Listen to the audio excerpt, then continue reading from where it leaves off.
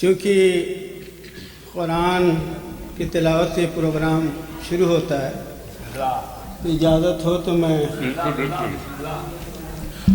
اب خواتین سے میں درخواست کروں گا کہ براہ کرم خاموشی اختیار کر لیں، مجلس شروع ہو رہی ہے۔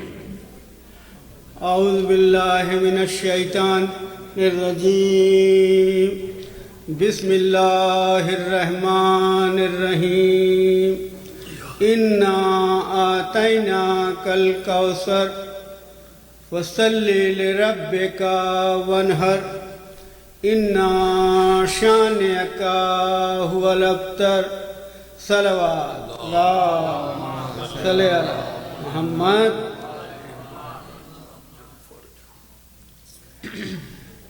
قبلہ چند سلام کے چند شعر، یہ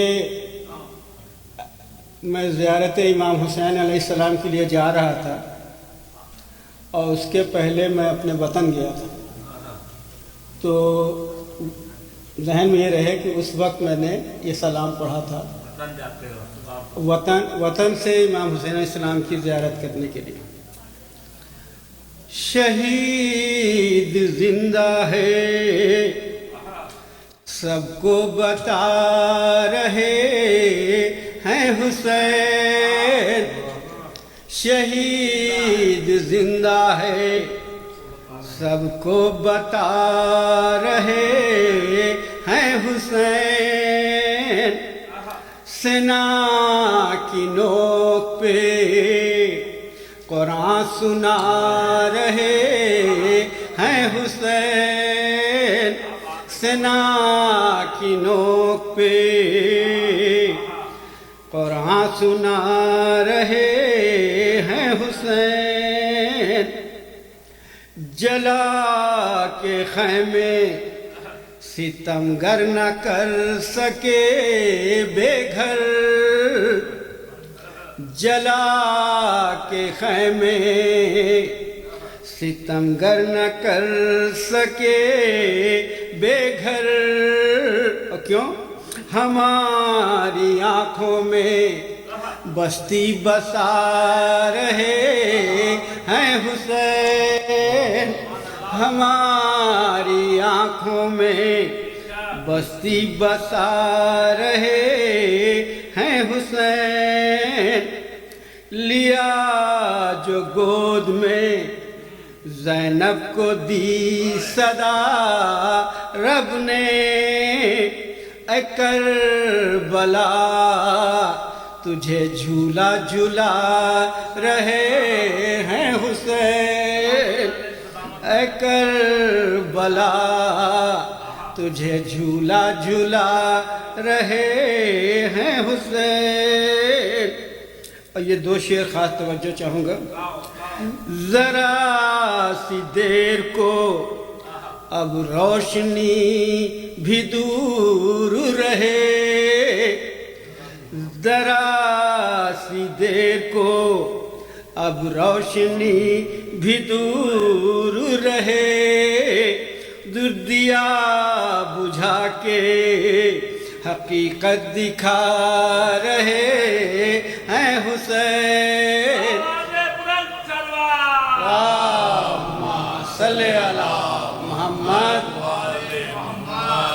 دیا بجھا کے حقیقت دکھا رہے ہیں حسین۔ اور یہ آخری توجہ کے لیے میرے قبلہ پڑھتے ہیں فخر ابراہیم فخر موسیٰ، اس روشنی میں ہے کہ میرے امام کا خیمہ کہاں وہ طور کہاں، میرے امام کا خیمہ کہاں وہ طور کہاں، صحابیوں کو خدا سے ملا رہے ہیں حسین، صحابیوں کو خدا سے ملا رہے ہیں حسین۔ اور چونکہ اس کے فوراً بعد میں زیارت کے لیے جا رہا تھا، پھر آ گیا ہے بلاوا دیار مولا سے پھر آ گیا ہے، بلاوا دیار مولا سے چلو چلو اے شباہت بلا رہے ہیں حسین، چلو چلو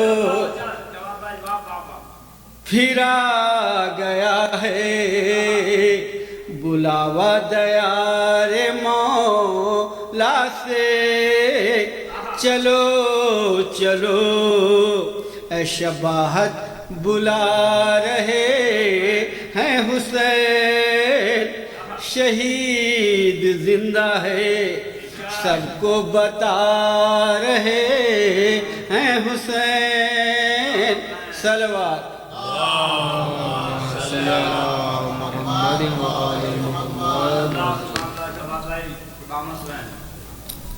مرثیہ شہادت امام حسن عسکری علیہ السلام سلسلے سے سلام میں نے چینج کر دیا کل سے، لیکن مرثیہ وہی ہے، اور آج شہادت کا دن ہے۔ فاتحہ۔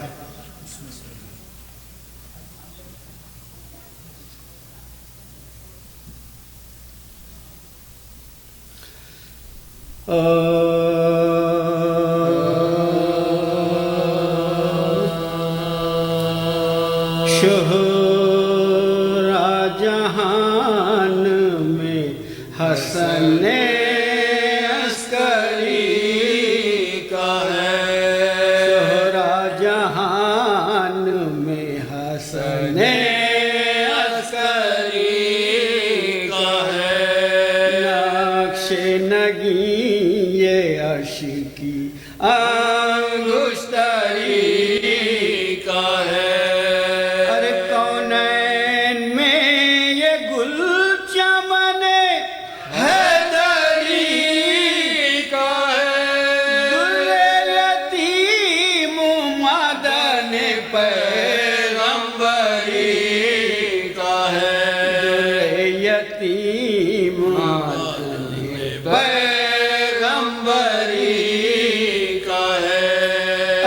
مظلومیت مثال جناب حسین، اور دبدبے میں فاتح بدر حسین، اور دبدبے میں فاتح بدر حسین، عابد کی طرح ان پہ عبادت کا خاتمہ، مثل علی ہے ان پہ شجاعت کا خاتمہ، ارے صادق کی طرح ان پہ صداقت کا خاتمہ، مثل حسن ہے خلق و مروت کا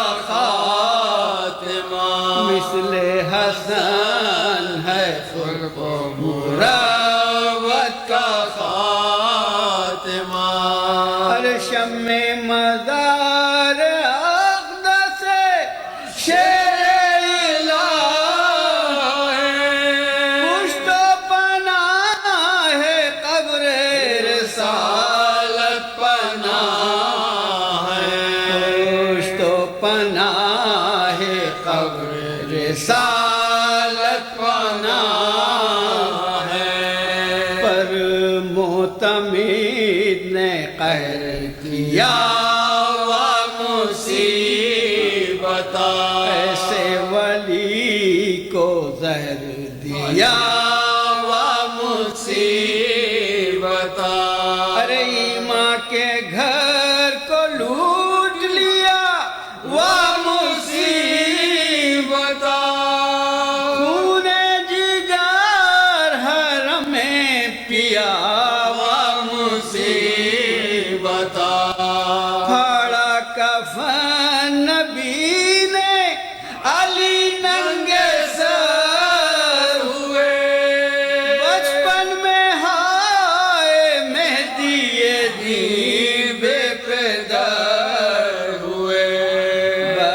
بچپن میں ہائے مہدی دیب پدر ہوئے ارواح پنجتن کو ستایا ہزار ہے جنت میں مصطفیٰ کو رلایا ہزار ہے ارے تربت سے فاطمہ کو اٹھایا ہزار ہے قبر شہ نجف کو ہلایا ہزار ہے قبر شہ نجف کو ہلایا ہزار ہے پل سامرے میں ہوتا تھا جس وقت بین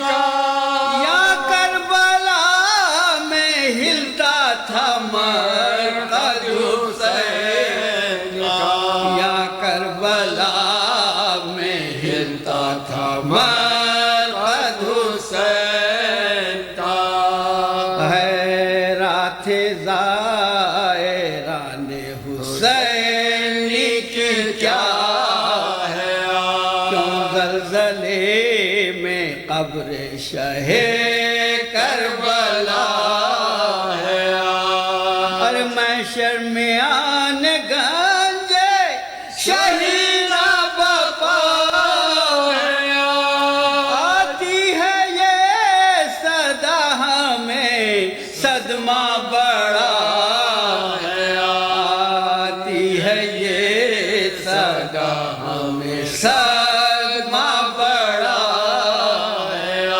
ارے زخمی بدن کو میرے عدو نے ہلا دیا پوتے کو میرے زہر حلال پلا دیا پوتے کو میرے زہر حلال پلا دیا اس دم ہوا یہ معجزہ شاہ دو سرا تھی رونق جنازہ جو مطلوب کبریا ارے سب ساکینان سا میرا وائے برملا باطن میں انبیاء و ملائک ہزار باطن میں انبیاء و ملائک ہزار ارے شور فغان جنازے پہ اصحاب نے کیا قصد نماز جعفر کذاب نے کیا قصد نماز جعفر کذاب نے کیا تکبیر بھی آئی تھی لب پر کی ناگہاں تکبیر بھی آئی تھی لب پر کی ناگہاں پردے سے ایک طفل ہوا چاند سا آیا ارے سرتا قدم تھا قدرت اللہ کا نشان جلوے میں آفتاب بزرگی میں آسمان جلوے میں آفتاب بزرگی میں آسمان ارے آئینے دائے غیب امام زمان یہ ہے ہاں پنجتن کے چیو امام حسن یہ ہے پنجتن کے چیو یتیم حسن یہ ہے جعفر کے پاس آیا وہ شیعوں کا پیشوا اور غصے سے ہٹائے لایا اسے کھینچ کر اور فرمایا ہم حق امامت ہیں چچا، ہم وارث امام ہیں، ہم حجت خدا، ہم وارث امام ہیں، ہم حجت خدا۔ ارے آئینے دائے غیب کی صادق امام ہے، کذاب دور ہو کہ یہ اس کا مقام ہے، کذاب دور ہو کہ یہ اس کا مقام۔ آخری بند کی زحمت، آ کر مزار میں ہوئی زہرا یہ نعرہ، ہے میرا غریب حسن بے وطن حسن۔ اور کس قہر کا یہ زہر تھا، ہے سبز سا بدن، ہے زمردی ہے میرے لال کا کفن۔ یہ زہر میرے قلب پہ تاثیر کر گیا، کیا جانیے جگر پہ میرے کیا گزر گیا، کیا جانیے جگر پہ میرے کیا گزر گیا۔ شورا جہان میں حسن عسکری کہے۔ جزاک اللہ، صلوات بر محمد و آل محمد۔ لگتا ہے آپ لوگ 2 مہینے 8 دن بہت تھک گئے ہیں، صلوات کی آواز سے پتہ چل رہا ہے۔ ذرا ایک باواز بلند صلوات۔ خواتین و حضرات، جیسا کہ آپ کے علم ہے کہ ان ایام ازا کی آج جو آخری مجلس ہے، کل انشاءاللہ عید زہرہ ہے اور اس کے سلسلے میں جشن منعقد ہوگا بعد نماز مغرب۔ آپ لوگوں سے درخواست ہے کہ بڑی تعداد میں شرکت فرمائیں، اس لیے کہ ہمارے لیے اہل بیت کا غم اور خوشی دونوں ہی منانا انتہائی ضروری ہے، تو براہ کرم اس میں بھی بڑی تعداد میں تشریف لائیں۔ اور اگلے سیٹرڈے کو یعنی 29 اگست کو میلاد النبی کے سلسلے میں اور امام جعفر صادق علیہ السلام کی ولادت کے سلسلے میں جشن منعقد ہوگا۔ پاکستان سے مفتی کیا نام ہے مفتی فضل حمدر صاحب اور جناب مولانا شیخ جلیل صاحب وہ شرکت فرمائیں گے۔ آپ سے درخواست ہے کہ اس میں بھی شرکت فرمائیں زیادہ سے زیادہ تعداد میں، تاکہ ہم پہ جو الزام لگتا ہے کہ ہم مولا علی کا ذکر زیادہ کرتے ہیں اور رسول اللہ کا کم، تو کم سے کم اس سلسلے میں تو ہمیں اپنی وضاحت دینی چاہیے کہ ہم مولا علی کا بھی اتنا ہی ذکر کرتے ہیں جتنا رسول اللہ کا کرتے ہیں۔ صلوات بر محمد و آل محمد۔ قبلہ سے درخواست کروں گا تشریف لائے مجلس اللہ۔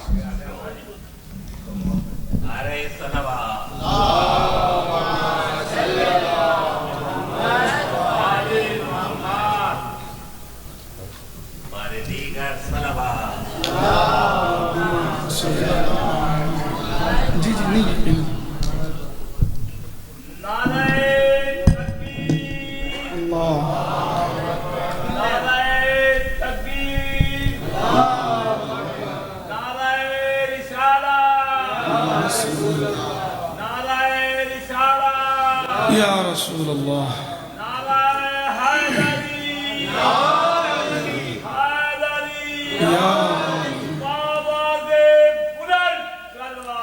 اللہم صلی علی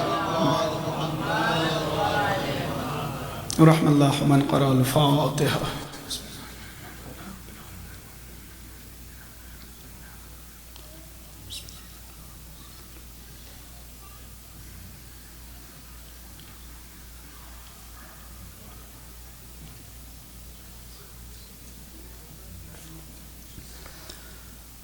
لا حول ولا قوة إلا بالله العلي العظيم اعوذ باللہ من الشیطان اللعین الرجیم بسم اللہ الرحمن الرحیم الحمد للہ رب العالمین الحمد للہ الذی جعلنا من المتمسکین بولایت امیر المؤمنین والائمہ علیہم السلام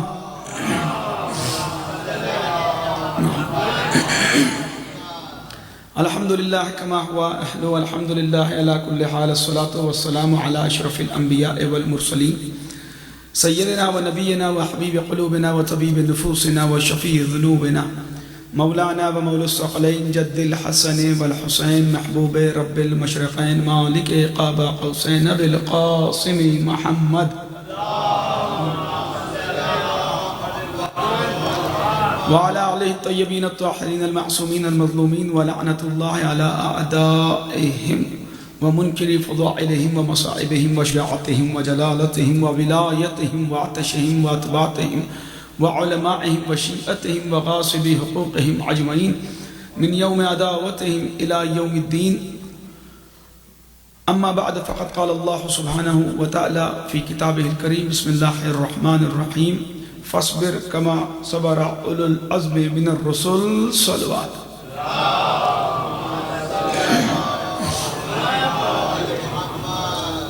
عزیزان گرامی، برادران ایمانی، محبان آل محمد و سوگواران امام مظلوم، یہ جو مجلس ہوتی ہے یقیناً اس کی اپنے آپ میں ایک خاص اہمیت ہے اور کئی جذبات کو سمیٹے ہوئے اور کئی احساسات سے وابستہ یہ وقت ہوتا ہے کہ جو اپنے آپ میں ایک الوداعی مجلس بھی ہے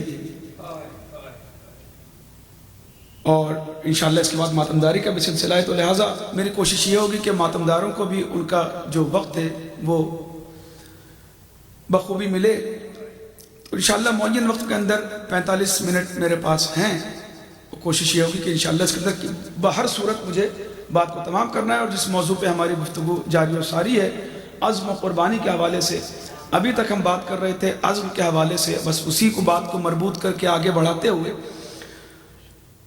کہ جو قربانی ہے اس کا فلسفہ کیا ہے اور ہم کسے قربانی سمجھتے ہیں اور جنہوں نے حقیقی قربانی دی ہے انہوں نے کس انداز سے دی.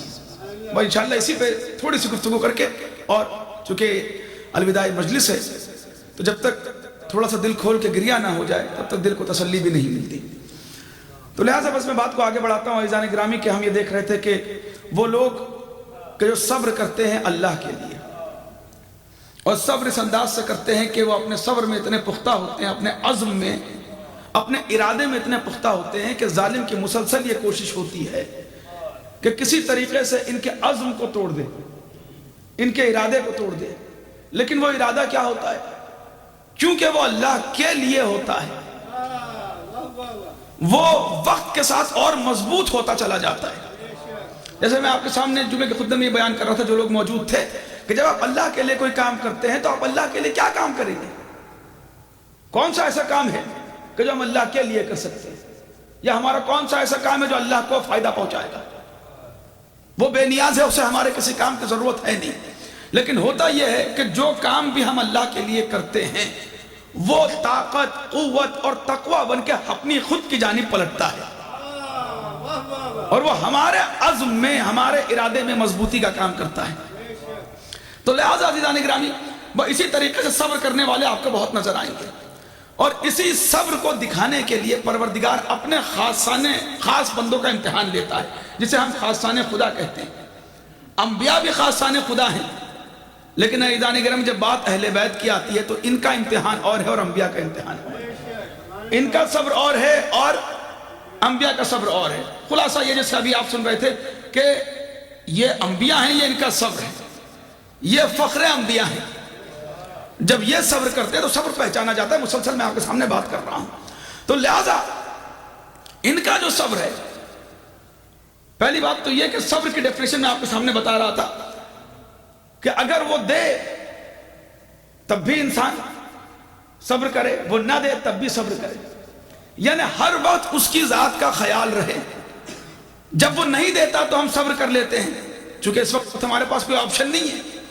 لیکن جب وہ دیتا ہے، یہ انسان کی ایک فطرت ہے کہ وہ بھولنے لگتا ہے پروردگار کو. اسی لیے جب لے کے آزماتا ہے وہ امتحان نسبتاً آسان ہے بنسبت اس کے کہ جب وہ دے کے آزماتا ہے. تو لہذا یہ بہرحال آزمائش کے کئی سٹیجز ہیں جس کا ہمارے پاس وقت نہیں ہے، مجھے اصل منزل کی طرف آگے بڑھنا ہے. تو خلاصہ یہ کہ صبر کرنے والے آپ کو بہت ملیں گے، لیکن ایسا صبر. اچھا، جب بات صبر کی آتی ہے، یہاں سے آپ میرے ساتھ جڑیے گا، جب بات صبر اور قربانی کی آتی ہے، جب انسان صبر کر رہا ہوتا ہے، چاہے جتنا بھی اچھے طریقے سے وہ صبر کرے. صبر کب کرتا ہے؟ جب امتحان ہوتا ہے. امتحان میں جب وہ صبر کرتا ہے، چاہے جتنے بھی اچھے طریقے سے اس نے امتحان کی تیاری کی ہو. صبر کی ایک کیفیت کہیں نہ کہیں یہ ہوتی ہے کہ صبر کرتے کرتے انسان یہ سوچتا ہے کہ کب یہ امتحان ختم ہوگا. بچہ، اب آپ جاب کا انٹرویو دے رہے ہو اور آپ کو یہ اندازہ ہے کہ میرا انٹرویو بہت اچھا جا رہا ہے، لیکن تب بھی آپ چاہتے ہیں کہ بس یہ ختم ہو جائے کسی طریقے سے. امتحان کی آپ نے تیاری کی، آپ امتحان لکھ رہے ہو، آپ کو پتا ہے کہ سارے جوابات صحیح لکھ رہا ہوں، لیکن تب بھی یہ چاہتے ہیں کہ یہ گھڑیاں جلد سے جلد ختم ہو جائیں. یہ ایک کیفیت ہوتی ہے صبر کی. لیکن عزیزان گرامی، جب آپ ان کے صبر کو دیکھیں گے، جو معراج صبر ہے، جو معراج قربانی ہے، یہاں پہ آپ کو کہیں وہ چیز نظر نہیں آئے گی کہ پروردگار بس یہ ختم ہو جائے، بس یہ ختم ہو جائے. تو یہ چیز کیا ہے؟ یہ اللہ کی مرضی کو اپنی مرضی بنا لینے کا نام ہے. یعنی آپ اس کی رضا کے لیے کر رہے ہیں. بس یہی دیکھتے ہیں، ایک سلوات بھیج کے تھوڑا تھوڑا قریب آ جائے تاکہ میں بات کا آغاز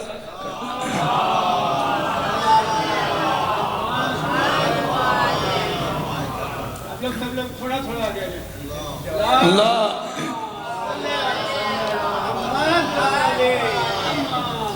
تو لہذا جب ہم نے انبیاء کے امتحانات کو بھی دیکھا تو کہیں نہ کہیں ہمیں وہ منزل نظر آئی جہاں انبیاء کی جانب سے ایک آواز آئی کہ پروردگار بس میں یہاں تک امتحان دے سکتا. تو اس کے بعد پروردگار نے بھی امتحان نہیں لیا. پروردگار نے بھی اچھا، تو لہذا اب یہ جو کچھ کر رہے تھے، قربانیاں دے رہے تھے، کس کے لیے دے رہے تھے؟ اللہ کے لیے دے رہے تھے، بڑی توجہ کے ساتھ. لیکن قربانی میں بات ہے، یہاں سے ذرا آپ میرے ساتھ جڑیے گا. دیکھیں، قربانی کا مطلب کیا ہے؟ قربانی یہ ہے کہ کسی چیز کو سیکریفائز کر دینا. ہاں، ہم یہ کہتے ہیں فلاں نے قربانی دی، فلاں نے قربانی دی، فلاں نے قربانی دی. ایک خاص بات دیکھیے گا، جب بات قربانی کی آتی ہے نا، ہم ہمیشہ کہتے ہیں کہ فلاں نے قربانی دی، اس نے قربانی دی، اس نے قربانی دی. کبھی قربانی دینے والا خود اپنی زبان سے یہ نہیں کہتا کہ میں نے قربانی دی، چونکہ جو نہیں دیتا اس کو لگ رہا ہوتا کہ قربانی دی جا رہی ہے. جو انسان کام نہیں کر رہا ہوتا اس کو لگتا ہے کہ بھئی یہ قربانی دی جا رہی ہے. لیکن جو قربانی دیتا ہے اس کے لیے تو یہ انویسٹمنٹ ہے. اگر بات آپ تک پہنچ رہی ہے، بھئی آپ لوگ ماشاءاللہ سے مسلسل مجلس میں آ رہے ہیں، اس وقت بھی یہاں بیٹھے ہوئے بہت سے ایسے لوگ ہیں کہ جو دوسرے کاموں کو اس وقت پریفرنس دے رہے ہیں اور کسی سے کوئی شکوہ نہیں، نہ کسی سے کوئی شکایت ہے. جب آپ کو دیکھیں گے تو کہتے ہیں بھائی ماشاءاللہ سے آپ نے قربانی دی، آپ نے وقت کی قربانی دی، پیسے کی قربانی دی کہ آپ مجلس میں چلے گئے. اب جتنے لوگ مجلس میں بیٹھے ہوئے ہیں، کسی ایک سے پوچھیں کیا آپ نے قربانی دی ہے؟ یہ قربانی نہیں ہے، بلکہ آپ اس چیز کا لطف اٹھا رہے ہیں، اس چیز کا لطف اٹھا رہے ہیں. تو جو قربانی دیتا ہے، اگر آپ اس کے نظریے سے دیکھیں تو قربانی نہیں ہوتی ہے. تو جو قربانی دیتا ہے وہ کبھی زبان پہ شکوہ یا تانا لے کے نہیں آتا، وہ تانا لے کے نہیں آتا، بلکہ شکر کر رہا ہوتا ہے، وہ شکر کر رہا ہوتا ہے. آسان لفظوں میں اور آپ کے سامنے بات بیان کروں اور ایک مثال کے ذریعے سے. اب جتنے شہدائے کربلا ہیں، امام حسین اور اہل بیت کی بات تو یقیناً اس پہ ہم کیا بات کریں. چلیے شہداء کی آپ بات کریں. شہداء ہیں جناب زہیر ہیں، جناب حبیب ہیں، جناب مسلم ابن اوسجا ہیں، جناب جون ہیں، حتیٰ جو غلام ہیں. آپ ان سے جا کے پوچھئے اور کہیے کہ روزہ محشر ملاقات ہوگی، اور جواب یہ خود آپ کو اپنے اندر سے جواب یقیناً حاصل ہو جائے گا. آپ ان سے جا کے پوچھئے کہ حضور آپ نے تو بہت بڑی قربانی دی، بہت بڑی قربانی دی. اچھا، قربانی کا مطلب کیا ہے؟ بھئی ظاہراً یہ ہے کہ جو قربانی کا اسپیکٹ ہے نا، وہ اس کی طرف سے دکھایا جا رہا ہے کہ جو نہیں دے رہا ہے. جو قربانی دے رہا ہوتا ہے وہ کبھی شکوہ نہیں کرتا، وہ کبھی شکوہ نہیں کرتا، نہ تانا دیتا ہے نہ جتاتا ہے. بھئی یہ بتائیے، دنیا کہتی ہے کہ ماں باپ اپنے بچوں کے لیے قربانی دیتے ہیں، لیکن کیا کبھی ماں باپ یہ کہتے ہیں کہ ہم تمہارے لیے قربانی دے رہے ہیں؟ وہ خود کبھی نہیں کہتے، کیونکہ اسی میں ان کو مزہ آ رہا ہے، اسی میں انہیں مزہ آ رہا ہے اپنے اولاد کے لیے کچھ کرنے میں۔ کیوں مزہ آ رہا ہے؟ چونکہ عزیزان گرامی تقاضا محبت اور عشق ہے، عشق و محبت کا تقاضا۔ جب عشق و محبت کی بات آ جاتی ہے تو پھر وہاں تانا نہیں آتا، وہاں سنایا نہیں جاتا، وہاں شکوہ نہیں ہوتا، یہ کمال محبت ہوتی ہے۔ اب اگر آپ جا کے جناب زہیر قائن جناب مسلم نے اوسجا سے پوچھیں کہ بھئی آپ نے تو قربانی دے دی، تو آپ بتائیے کیا ان میں سے کوئی یہ کہے گا کہ قربانی دے دی؟ ان میں سے کوئی یہ کہے گا کہ قربانی دے دی؟ وہ کہے گا بھئی کیسی بات کر رہے ہو؟ میں ہماری عام زبان میں کہہ رہا ہوں بات کو سمجھانے کے لیے تاکہ بچے سمجھ جائیں۔ وہ تو ہم سے یہی کہیں گے کہ بھئی یہ تو ہمارا جیک پاٹ لگا ہے، اس میں قربانی کی بات کہاں پہ ہے؟ یہ تو ہمیں انعام ملا ہے پروردگار کی جانب سے، تو یہ تو قربانی ہے ہی نہیں۔ تو عزیزان گرامی بلکہ یہ کیا ہے؟ یہ مرضی پروردگار سے اپنے آپ کو ملحق کر دینا ہوتا ہے تاکہ وہ خوش رہے کہ جس سے ہم محبت کرتے ہیں۔ تو قربانی جو نہیں دیتا اسے قربانی لگتی ہے، جو قربانی دیتا ہے وہ اس چیز کا لطف اٹھاتا ہے۔ جو ظاہراً قربانی دے رہا ہے، اچھا چلیے سب کی بات چھوڑیے، جناب حر کی آپ بات کر لیجئے، کتنا نقصان کیا جناب حر نے اپنا، جان کا نقصان، مال کا نقصان، عہدے کا نقصان کیا یا نہیں کیا؟ یہ بات آپ کے سامنے کیوں کر رہا ہوں؟ چونکہ بہت سے بار ایسا ہوتا ہے کہ ہم سے بھی لوگ آ کے پوچھتے ہیں کہ قبلہ کوئی لاجیکل آنسر بتائیے، لاجیکل آنسر بتائیے۔ عزیزان گرامی کربلا کہتے ہی اس کو ہے جہاں دنیاوی لاجکس پیچھے رہ جاتی ہیں اور کربلا آگے نکل جاتی ہے۔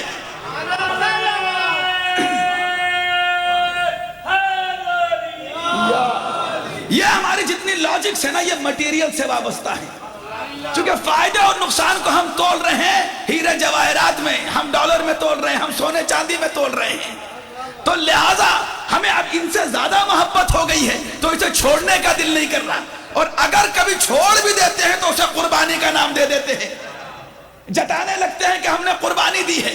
لیکن عزیزان گرامی یہ کربلا ہے جو ہمیں بتا رہی ہے۔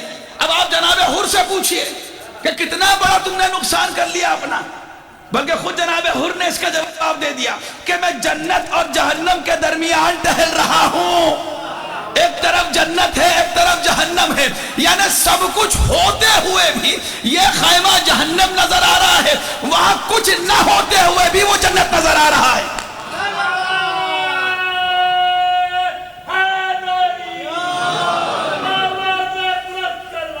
اللہ صلی اللہ،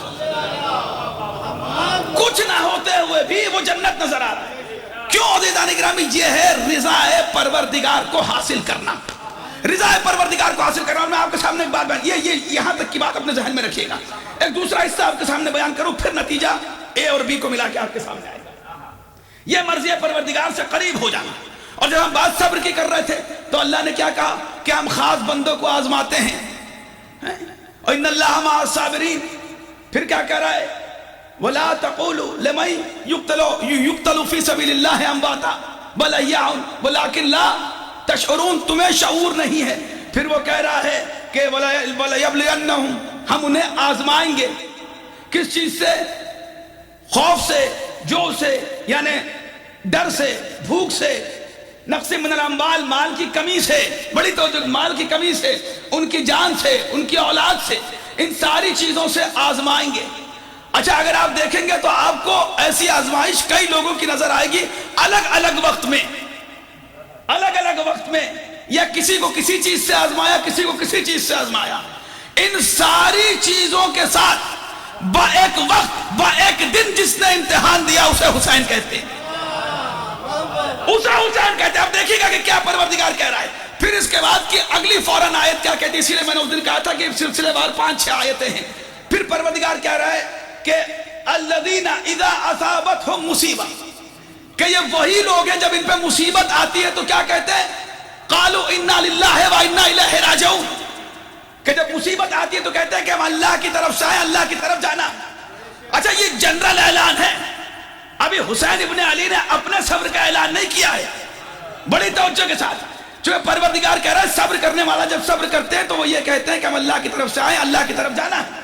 یعنی سمجھ میں یہ آیا کہ دنیا کے صبر کی انتہا کا نام ہے انا للہ و انا الیہ راجعون۔ اس کے آگے بندہ یا نبی ہو، مرسل ہو، کوئی ہو، اس کے آگے صبر نہیں کر سکتا۔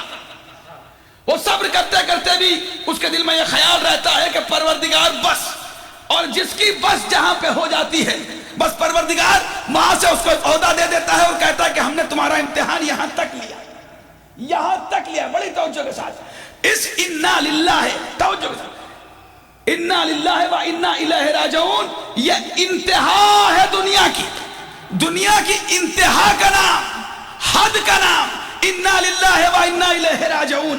کربلا کی ابتدا کا نام انا للہ و انا الیہ راجعون۔ یعنی دنیا ختم ہوتی ہے انا للہ و انا الیہ راجعون پہ، کربلا شروع ہوتی ہے انا للہ و انا الیہ راجعون سے۔ کربلا شروع ہوتی ہے۔ اب یقیناً آپ نے داد دے دی، اب دلیل بھی تو طلب کیجئے۔ عزیزان گرامی دلیل کیا ہے؟ بڑی توجہ کے ساتھ دلیل ہے، چونکہ دنیا یہ کہہ رہی ہے کہ ہمیں اللہ کی طرف سے آئے، اللہ کی طرف پلٹنا ہے۔ خدا نہ کرے کوئی خبر غم آئے تو ہمارے زبان پہ کون سا جملہ آتا ہے؟ یہی جملہ آتا ہے۔ لیکن کیا ہم دل سے اس جملے کو کہتے ہیں؟ جو ہمارا چاہنے والا ہے وہ ہم سے اگر جدا ہو جائے تو کیا دل سے اس جملے کو کہتے ہیں؟ کبھی چھوڑنا تو نہیں چاہتے، لیکن ہاں عادتاً اور تربیتاً اس جملے کو ہم دہرا دیتے ہیں۔ اس جملے کو یعنی انا للہ و انا الیہ راجعون حد ہے۔ حسین ابن علی نے پھر اس جملے کو، اس آیت کو معراج پہ پہنچایا، اس کے ساتھ اپنے جملے کو لگا کر انا للہ و انا الیہ راجعون رضا بقضائہ و تسلیما لامرہ۔ یہ نہیں کہا کہ ہم اللہ کی طرف سے آئے اور اللہ کی طرف پلٹنا ہے، اس کے بعد کہا کہ پروردگار میں تیری رضا پہ راضی ہوں اور تیرے امر پہ سر تسلیم خم کرتا ہوں، سر تسلیم خم کرتا ہوں۔ یعنی کیا ہے؟ یعنی پروردگار تیری مرضی میرے پیش نظر ہے، تیری مرضی۔ اچھا کربلا کے اتنے خطبات، اتنے جملے کربلا میں ہیں، کوئی جملہ آپ کو یاد ہے؟ نہیں یاد، لیکن یہ جملہ ذہنوں میں لکھا ہوا ہے، بلکہ میں صاحب نہیں پڑھ رہا ہوں، ایک بات آپ تک پہنچا رہا ہوں۔ یہ جملہ امام حسین نے کب کہا؟ جب جناب علی اصغر کے لاشے کو لے کے خیمے کے در پہ آئے، 7 مرتبہ آگے 7 مرتبہ پیچھے۔ اچھا میرا دل یہ سوچتا رہتا تھا، خدا کرے کہ یہ تبرک آپ کے دلوں تک پہنچ جائے، میرا دل یہ سوچتا رہتا تھا کہ کیا وجہ ہے کہ امام حسین کے قدم پیچھے ہٹ رہے ہیں۔ پڑھنے والے بھی پڑھتے ہیں کہ نہ جانے کیا بات تھی کہ قدم پیچھے ہٹے۔ اب جو میرا دل کہتا ہے وہ میں آپ تک بات پہنچاتا ہوں۔ عزیزان گرامی جو قدم پیچھے ہٹ جائے وہ حسین کے ہو ہی نہیں سکتے، وہ حسین ہی نہیں جو پیچھے ہٹ جائے۔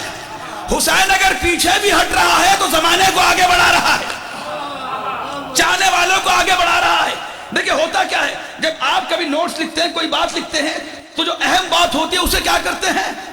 ہائی لائٹ کرتے ہیں۔ سلامت رہے، آپ ہائی لائٹ کرتے ہیں، اسے ہیڈ لائنز کے فارم میں لکھتے ہیں، اسے سرخی کے فارم میں لکھتے ہیں۔ لیکن آج کل کے زمانے میں تو آپ کے پاس ہائی لائٹرز ہیں، ہائی لائٹ کر دیتے ہیں۔ جس زمانے میں ایک قلم ہوا کرتا تھا، کیا کرتے تھے؟ اسی قلم کو بار بار اس پہ پھیرتے تھے کہ سرخی بن جائے، تاکہ ہیڈنگ بن جائے، جب بھی دیکھیں تو فوراً نظر اس پہ رک جائے اور سمجھ میں آئے کہ یہ اہم پیغام ہے۔ تو یہ جو حسین 7 مرتبہ آگے 7 مرتبہ پیچھے ہٹ رہے ہیں، حقیقتاً پیچھے نہیں ہٹ رہے ہیں، یہ کربلا کی ہائی لائٹ بنا رہے ہیں، یہ کربلا کی سرخی بنا رہے ہیں۔ انا للہ و انا الیہ راجعون رضا بقضائہ و تسلیما لامرہ۔ عزیزان گرامی یہ معراج بندگی ہے جو امام حسین بتا رہے ہیں کہ اللہ کی رضا کے آگے کچھ بھی نہیں، اللہ کی رضا کے آگے کچھ بھی نہیں۔ اب ہو سکتا ہے کہ دل میں کسی کا سوال آئے کہ آخر اس اللہ کی رضا میں بات کیا ہے، پھر قرآن پڑھیے تو بات سمجھ میں آتی ہے۔ اچھا قرآن پھر اس آیت کے بعد یہ کہتا ہے کہ یہی وہ لوگ ہیں اولئک علیہم صلوات من ربہم ورحمۃ واولئک ہم المہتدون، کہ یہی وہ لوگ ہیں کہ جن پر اللہ کی طرف سے صلوات ہے اور رحمت ہے۔ اب آپ کے سمجھ میں آیا کہ ہم کیوں کہتے ہیں ان اللہ و ملائکۃ یصلون علی النبی یا ایھا الذین آمنوا صلوا علیہ وسلموا تسلیما۔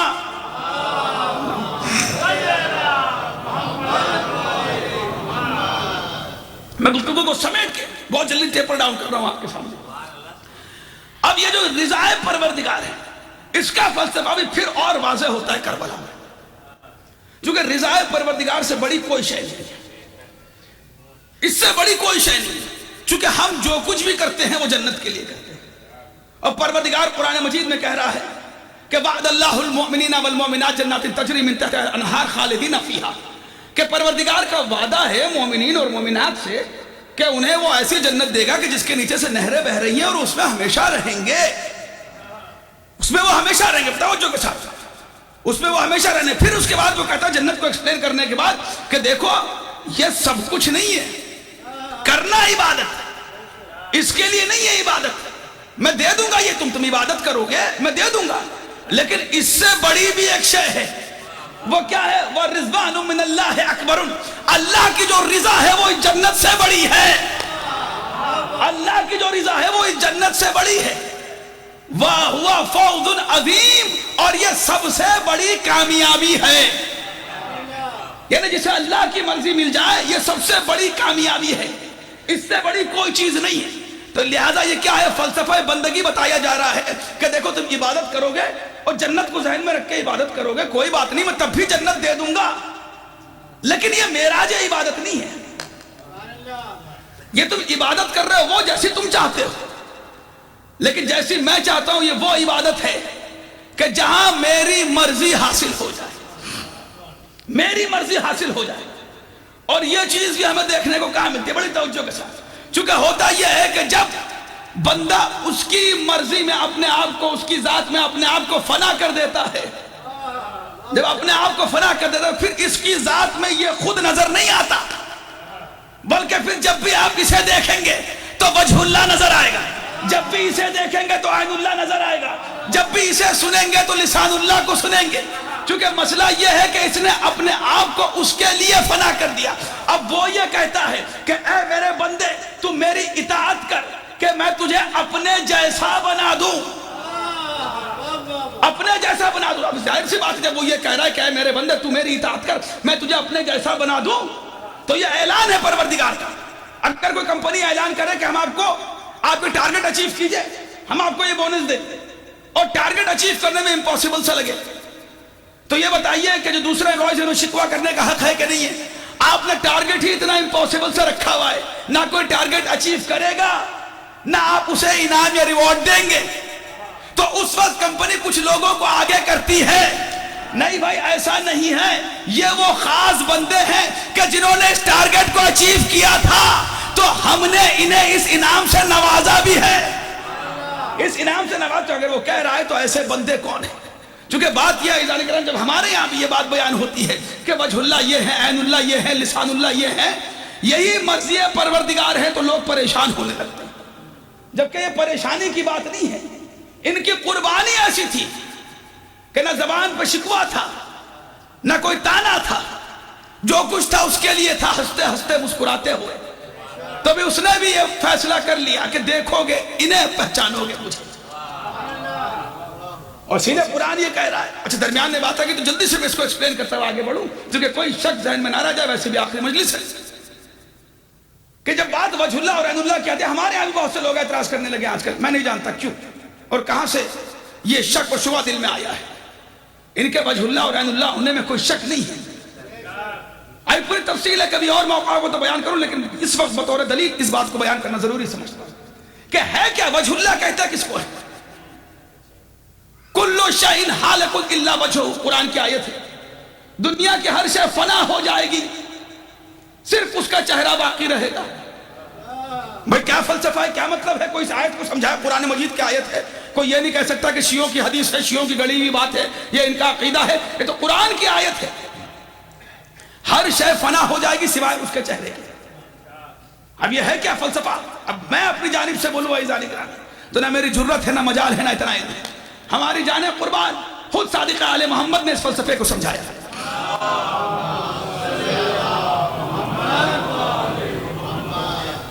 امام کے پاس ایک شخص آیا، آنے کے بعد کہتا ہے فرزند رسول میں آپ سے مناظرہ کرنا چاہتا ہوں.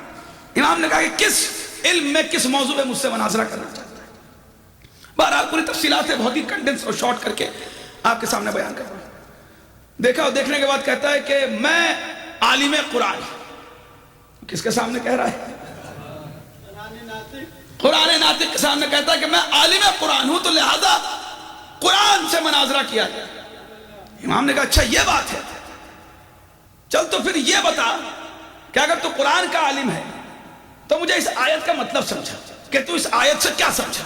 اور امام نے اس آیت کی تلاوت کی. کل شیء ہالک الا وجہہ، دنیا کی ہر شے فنا ہو جائے گی، صرف اس کا چہرہ باقی رہے گا. ایک مرتبہ حیرت سے امام کی طرف دیکھا اور دیکھنے کے بعد کہتا ہے فرزند رسول، جہاں تک میں سمجھا ہوں اس آیت کو، اس کا مطلب یہ ہے کہ ہر شے فنا ہو جائے گی، صرف اس کا چہرہ باقی رہے گا. معاذ اللہ نعوذ باللہ. اور ایک مرتبہ امام نے سمجھایا تیرے کہنے کا مطلب کیا ہے کہ صرف چہرہ باقی رہے گا، یعنی معاذ اللہ نعوذ باللہ اللہ کا ہاتھ فنا ہو جائے گا، اللہ کا سینہ فنا ہو جائے گا. وہ کیا جسم رکھتا ہے جو فنا ہونے والا ہے؟ اچھا ایک عجیب بات آپ دیکھیے، اور یہیں سے وہ عقیدہ بھی دنیا میں آیا کہ اللہ کا پیر معاذ اللہ نعوذ باللہ جہنم میں جائے گا. عجیب عقیدہ ہے مسلمانوں کا، اللہ کا پیر جہنم میں ڈالنے کو تیار ہیں، علی کو وجہ اللہ ماننے کو تیار نہیں ہے. یا تو یوں کہیے کہ جو علی کو وجہ اللہ نہیں مانتا اسی کے خدا کا پیر جہنم میں جاتا ہے. اللہم صلی. اور عقیدہ تو ہمارا یہ ہے کہ خدا نہ یہاں دکھائی دیا تھا نہ وہاں دکھائی دے گا، یہاں بھی وجہ اللہ دکھائی دیا وہاں بھی وجہ اللہ دکھائی دے گا. بلکہ امام نے خود ارشاد فرمایا تھا کہ اللہ روز محشر دکھائی نہیں دے گا. کیوں؟ کیونکہ اگر روز محشر دکھائی دے گا تو پھر سوال یہ پیدا ہوگا کہ اگر آج دکھائی دے رہا ہے تو اس سے پہلے کہاں چھپا تھا؟ اگر چھپا تھا تو کوئی مکان تھا، مکان تھا تو محدود تھا، جو محدود ہو وہ خدا ہو نہیں سکتا. اور اگر دکھائی دے گا تو تمہیں آگے دکھائی دے گا، اس کا مطلب تمہارے آگے خدا ہوگا، تمہارے پیچھے خدا نہیں ہوگا. اور کوئی جگہ خدا سے خالی ہو ایسا ہو نہیں سکتا. اور اگر تم یہ کہو نہیں آگے بھی رہے گا پیچھے بھی رہے گا دائیں بھی رہے گا بائیں بھی رہے گا، یعنی ایک سے زیادہ خدا ہے، ایک سے زیادہ خدا ہو نہیں سکتا. تو لہذا دکھائی نہ دینا یہ اس کا نقص نہیں ہے بلکہ یہ اس کا کمال ہے، یہ اس کا کمال ہے. بہرحال ان تفصیلات میں سمجھا نہیں سکتا، بہت جلدی بات کو آگے بڑھاؤں. تو ایک مرتبہ پریشان ہوا اور پریشان ہو کے امام سے پوچھتا تو فرزند رسول پھر آپ بتائیے کہ یہاں وجہ اللہ سے کیا مراد ہے اور اس آیت سے کیا مراد ہے. پھر امام نے اسے سمجھانا شروع کیا کہ دیکھ وجہ کو وجہ کیوں کہتے ہیں؟ عربی میں وجہ کہتے ہیں چہرے کو نا، اسی لیے وجہ اللہ یعنی اللہ کا چہرہ.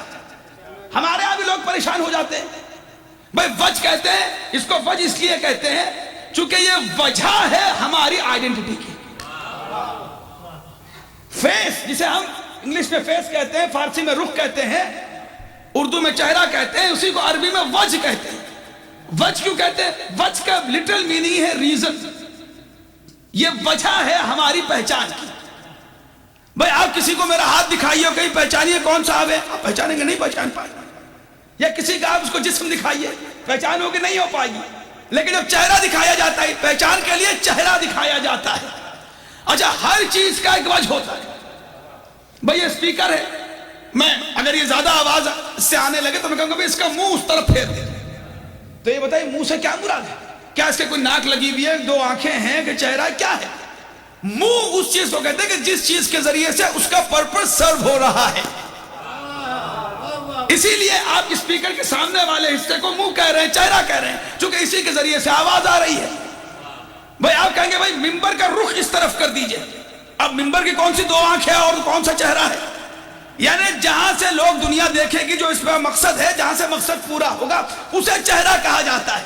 اور جس شے سے مقصد پورا ہوتا ہے اسی کو پہچان کہا جاتا ہے، اسی کو پہچان کہا جاتا ہے، اسی کو وجہ کہا جاتا ہے. تو امام نے ارشاد فرمایا کہ سن، اس سے فزیکل بدن نہیں ہے اللہ کا، معاذ اللہ نعوذ باللہ.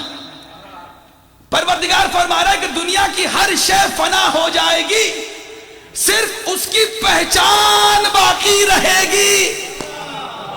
پہچان باقی رہے گی. تو سوال یہ ہوا کہ وہ کون سی شے ہے کہ جس کے ذریعے سے اس کی پہچان ہو رہی ہے؟ اس نے سوال کیا کہ فرزند رسول پھر یہ بتائیے کہ وہ کون سی شے ہے کہ جو اس کی پہچان ہے، کہ جس کے ذریعے سے پہچان ہوتی ہے اور ہوتی رہے گی. تو امام نے فرمایا کہ جب اس نے چاہا، وہ چھپا ہوا خزانہ تھا، جب اس نے چاہا کہ وہ پہچانا جائے تو اس نے ہمیں بنایا، ہم اس کی پہچان ہیں، ہم اس کا چہرہ ہے. ہر شے فنا ہو جائے گی سوائے اس کی پہچان کے.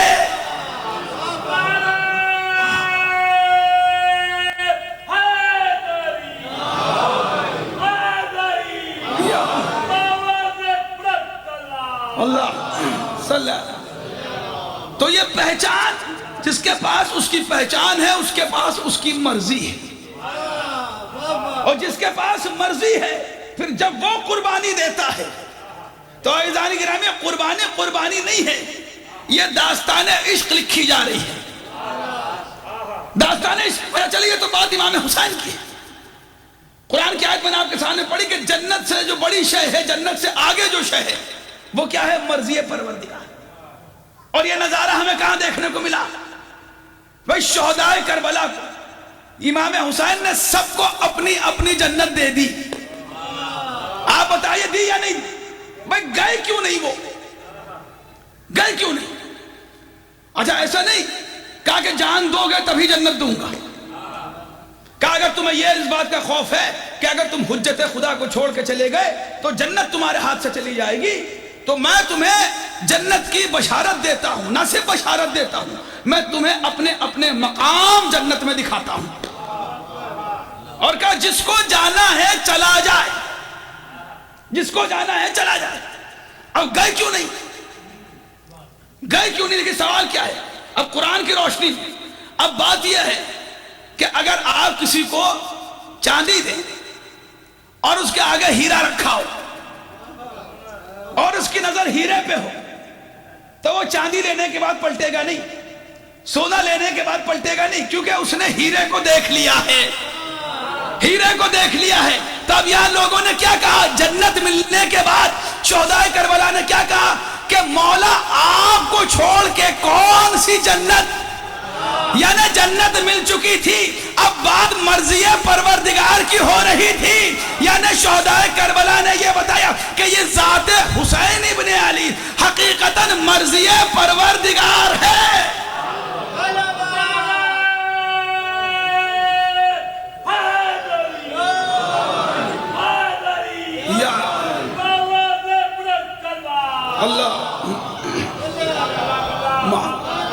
جسے مرضی پروردگار حاصل ہو جائے اور مرضی پروردگار کو حاصل کر رہا ہو پھر اسے قربانی نہیں لگتی، قربانی۔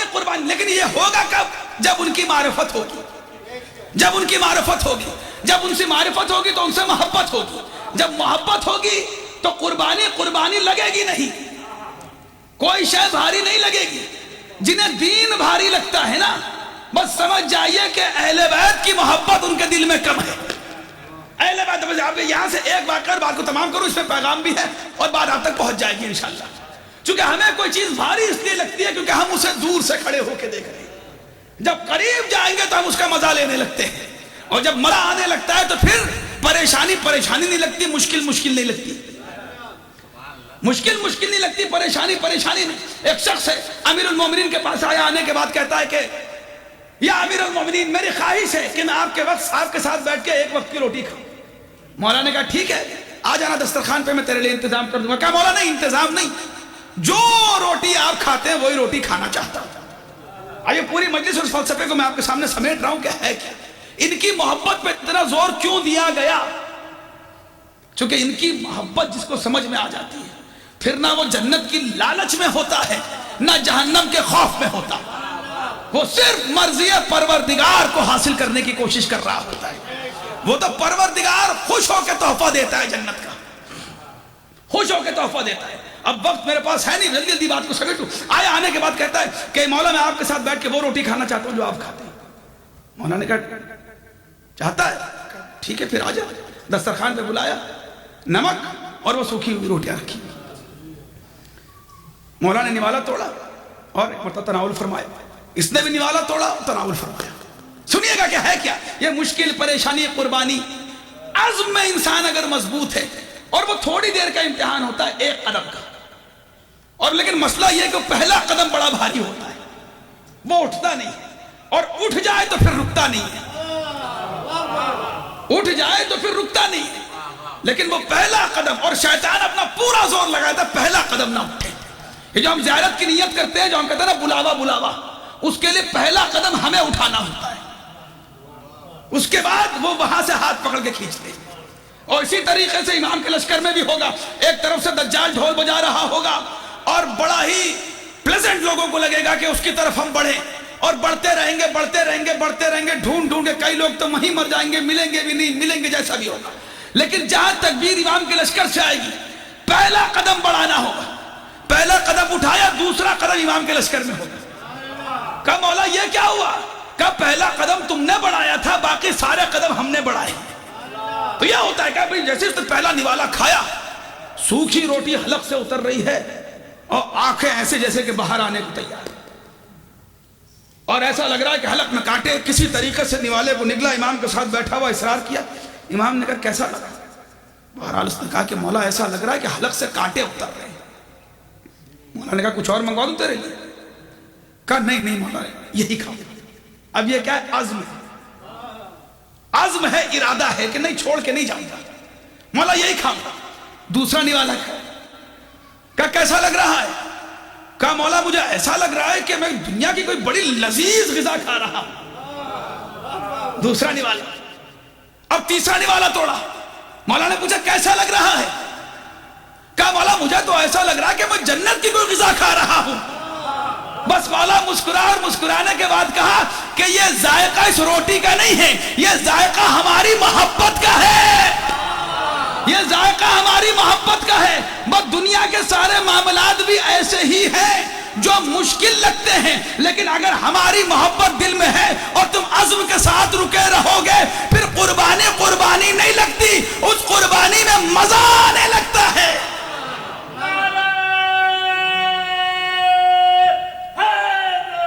یا دوسرا دیکھ کے کہے یا اللہم صلی اللہ، دوسرا دیکھ کے کہے گا کہ یہ قربانی ہے، یہ مشکل ہے۔ دور سے دیکھ کے کھڑے ہو کے دیکھیں گے تو دنیا دین کی ہر شے مشکل نظر آئے گی، لیکن جب ان کی محبت، تو اسی لیے تو رسول اللہ نے ہر جگہ ان کی محبت ان کی محبت ان کی محبت کا اعلان کیا، جبکہ آئے تھے دین کا پرچار کرنے کے لیے، لیکن ان کی محبت کا پرچار کیوں کیا؟ کیونکہ ان کی محبت طبیعت میں عزم پیدا کرے گی۔ جب عزم پیدا ہو جائے گا تو بندگی کا مزہ آنے لگے گا، رضا پروردگار کو سمجھنے لگے گا۔ اور عزیزان گرامی یہی تو کربلا ہے جو ہمارے سامنے بیان ہوتی ہے۔ اللہ اکبر۔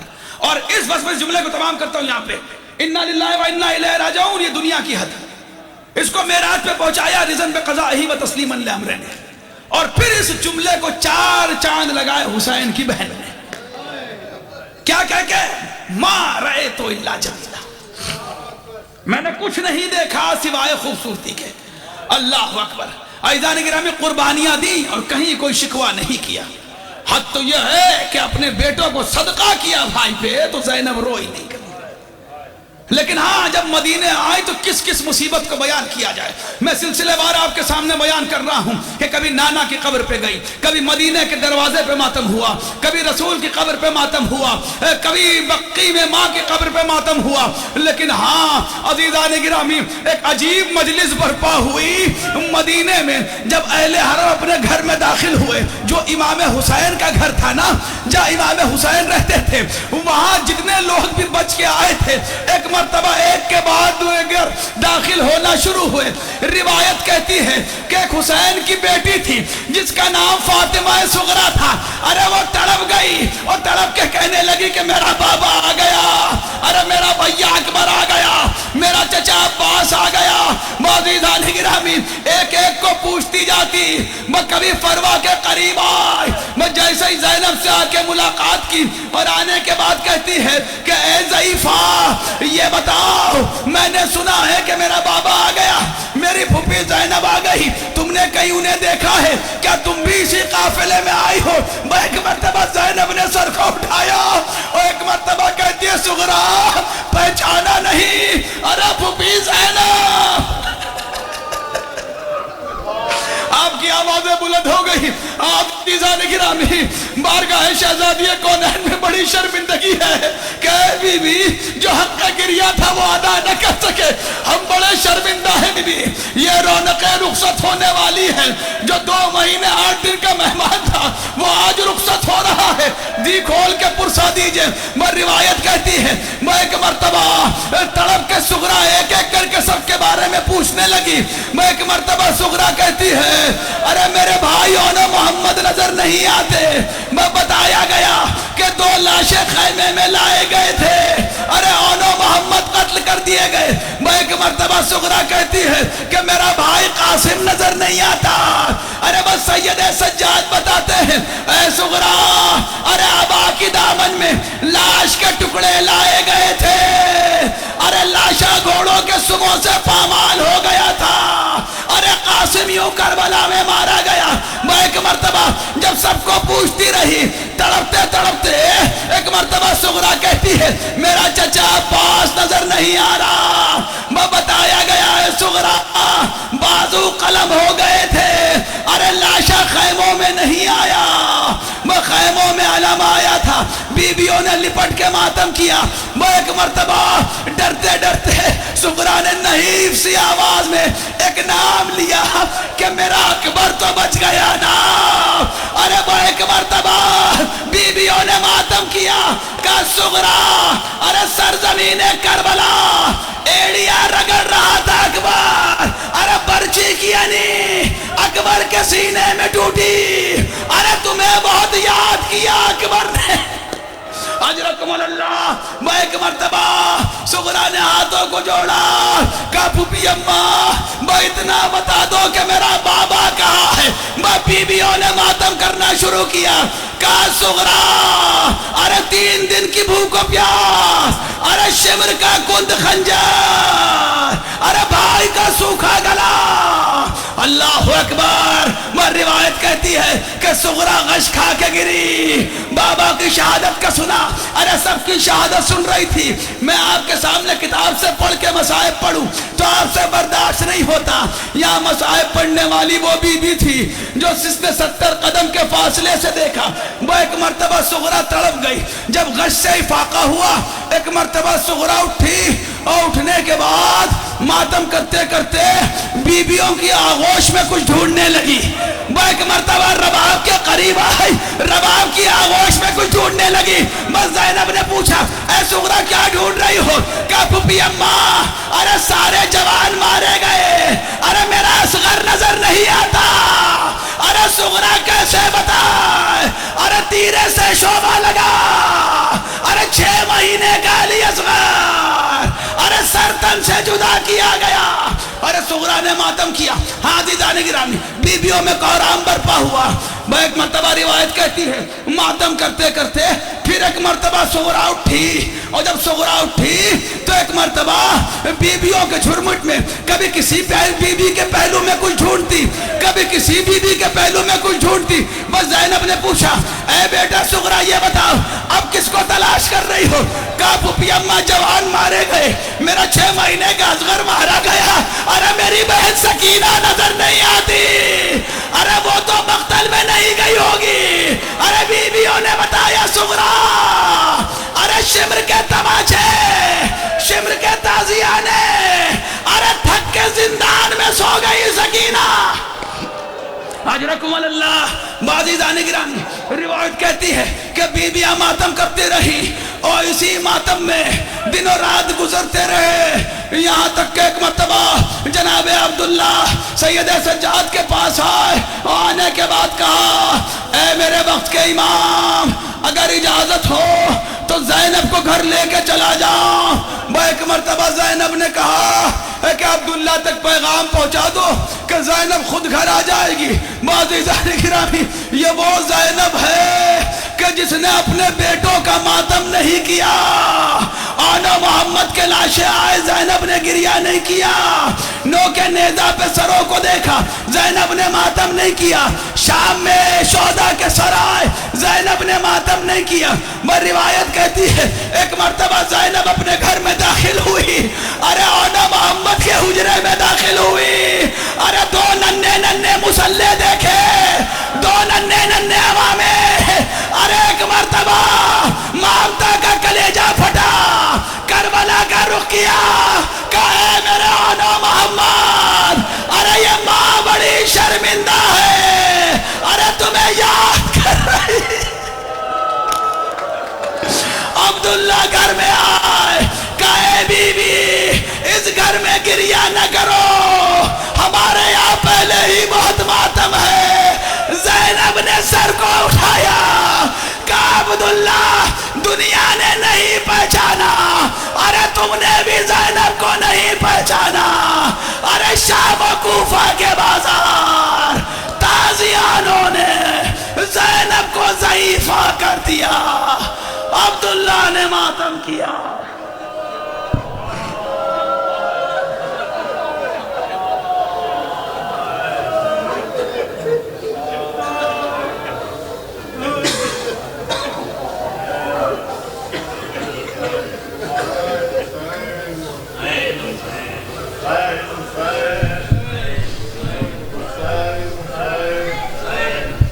حسین حسین حسین حسین حسین حسین حسین حسین حسین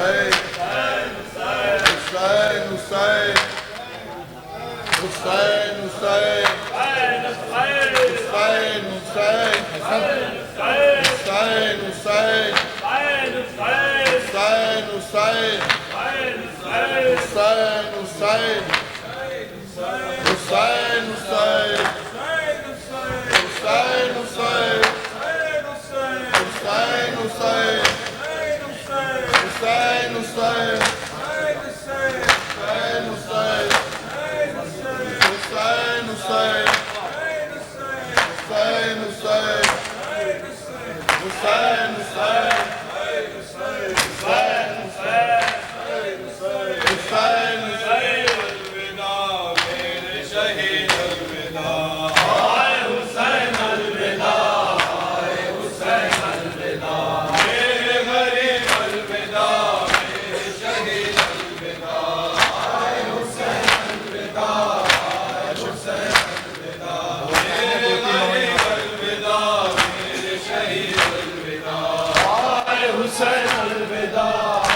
یہ کیسا محرم آیا کربلا والوں پہ، یہ کیسا محرم آیا کربلا والوں پہ، یہ کیسا محرم آیا کربلا والوں پہ، یہ کیسا محرم آیا۔ خون ٹپکتا ہوا عباس کا پرچم آیا کربلا والوں پہ، یہ کیسا محرم آیا کربلا والوں پہ، یہ کیسا محرم آیا کربلا والوں پہ، یہ کیسا محرم آیا۔ خون ٹپکتا ہوا عباس کا پرچم آیا کربلا والوں پہ، یہ کیسا محرم آیا کربلا والوں پہ، یہ کیسا محرم آیا کربلا والوں پہ، یہ کیسا محرم آیا۔ جیسے جیسے میرے غازی کا علم جھکتا گیا، جیسے جیسے میرے غازی کا علم جھکتا گیا، دست میں حضرت شبیر کی بھی دم آیا۔ خون ٹپکتا ہوا عباس کا پرچم آیا کربلا والوں پہ، یہ کیسا محرم آیا کربلا والوں پہ، یہ کیسا محرم آیا کربلا والوں پہ،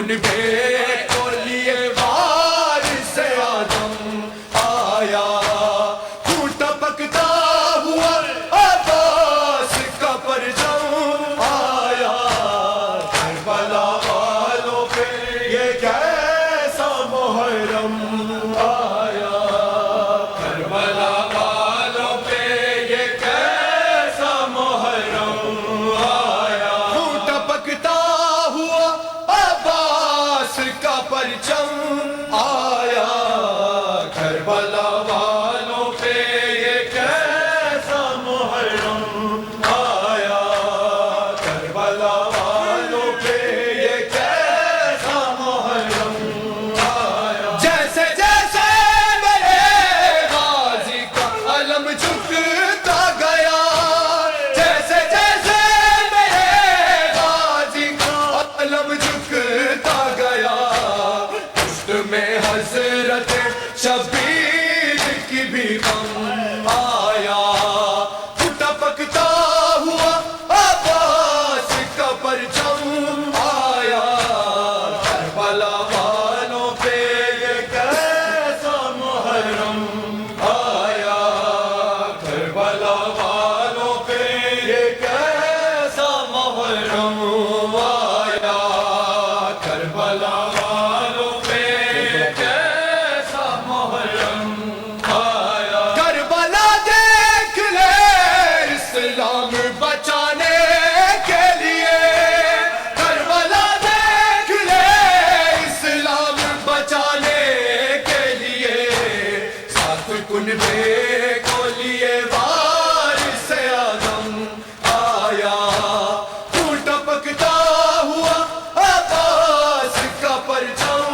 آیا، کربلا والوں پہ یہ کیسا محرم آیا، کربلا والوں پہ یہ کیسا محرم آیا، کربلا والوں پہ یہ کیسا محرم آیا، کربلا والوں پہ یہ کیسا محرم آیا، یا امام عسکری، یا امام عسکری، یا امام عسکری، یا امام عسکری، یا امام عسکری، یا امام عسکری، یا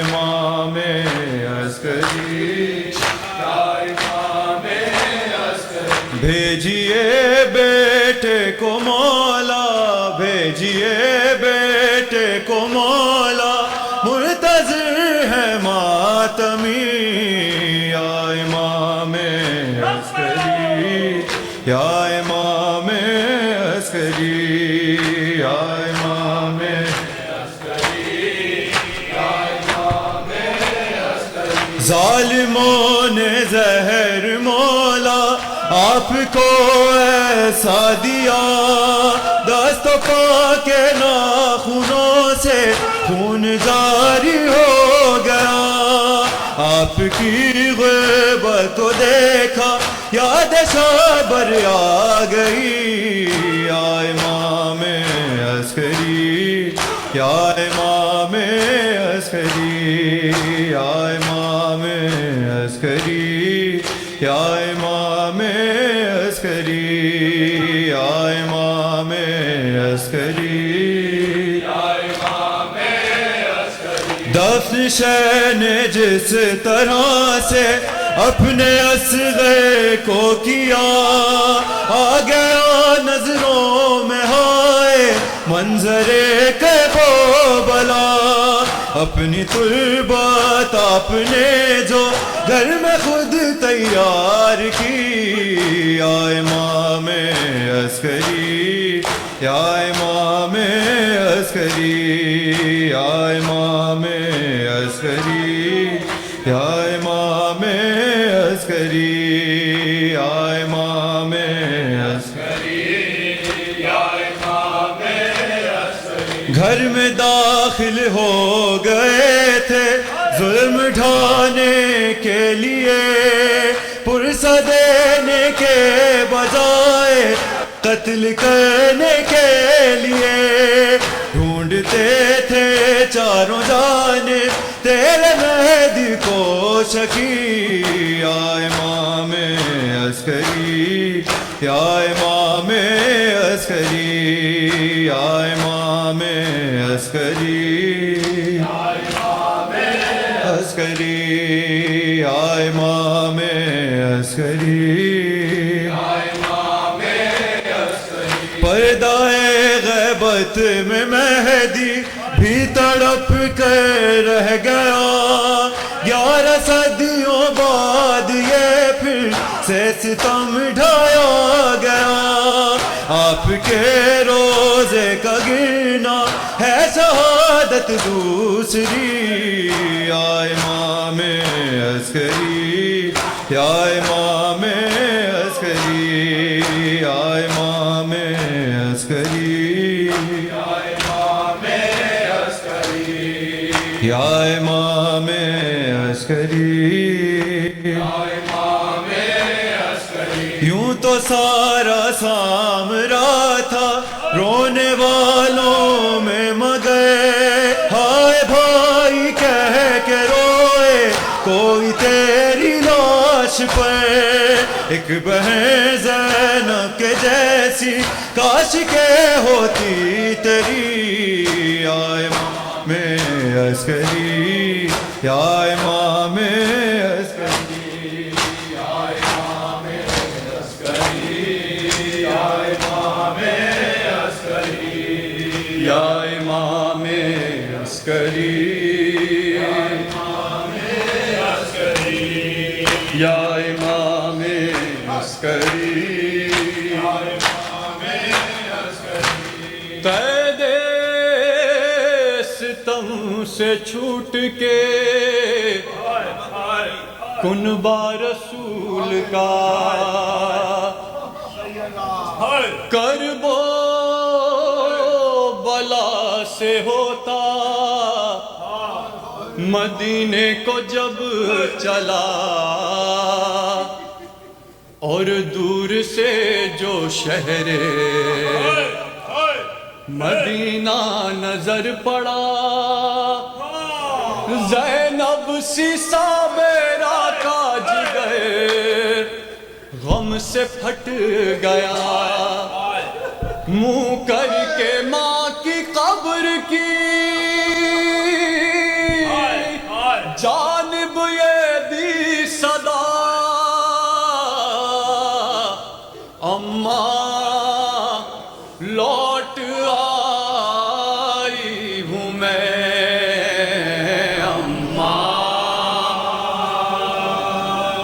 لوٹ آئی ہوں میں، اماں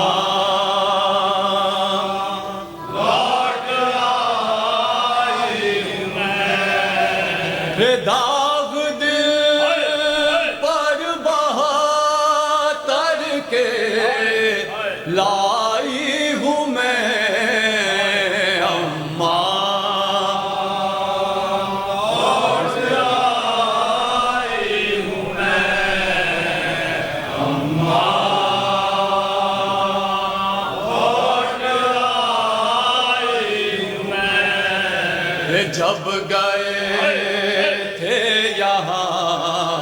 سے تو گھر تھا بھرا، یہاں سے تو گھر تھا بھرا، گلستان تیرا پھولوں سے آباد تھا،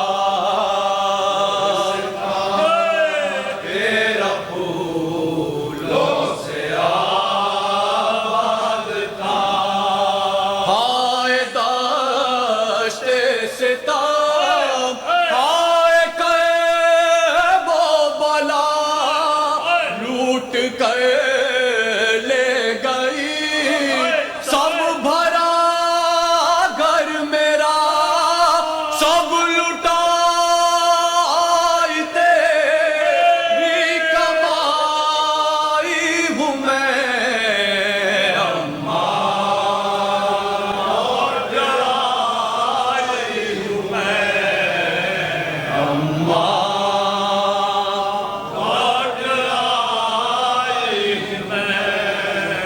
قاسم اکبر اصغر دلربا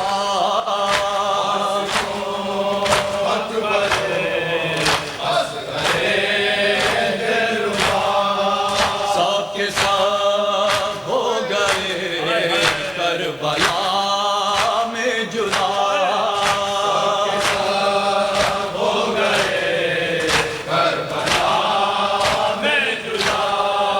شیر جیسا وہ باس بھائی میرا کٹ گئے ہاتھ ساحل پہ مارا گیا نہر پہ بے کفن چھوڑ آئی ہوں میں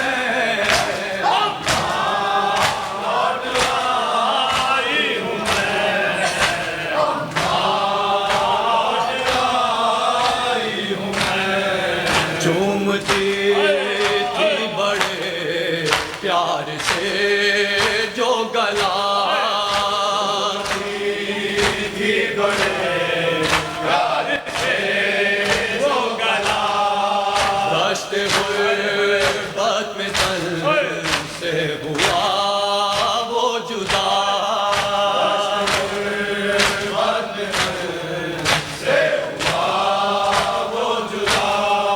ایک قطرہ دمے ذبح میں نہ سکا لاڈلا تیرا پیاسا جہاں سے گیا خون بھرا پیرہن ساتھ لائی ہوں میں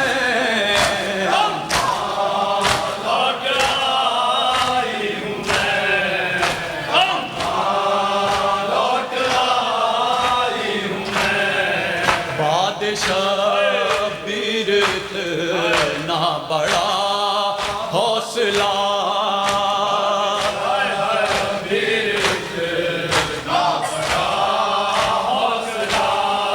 چھین کر لے گئے چادر اشکیا